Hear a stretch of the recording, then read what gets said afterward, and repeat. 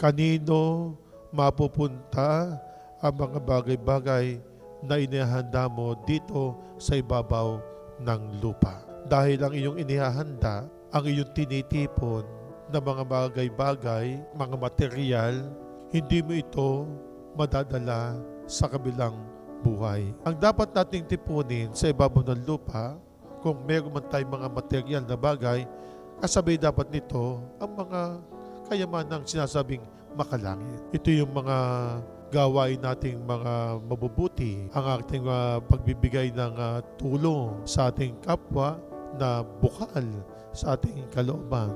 Ang tayo ay laging nakikipag-ugnayan sa Diyos, ang tayo ay laging pong nananalangin, nagdarasal, gumagawa ng mabuti at takot sa ating Panginoon Diyos. Ipagpatuloy po lagi natin ang ating pong mga pagdarasal, panalangin, pakikipag-ugnayan sa Diyos. Yung tayo laging dumadalo ng misa, umaasa lagi tayo sa ating Panginoon Diyos. Wala na tayong inaasahan kundi ang ating Panginoon Diyos. Ang iniaalay natin ang ating buhay araw-araw sa Kanya. Simula sa umaga hanggang sa gabi, iniaalay natin sa Kanya.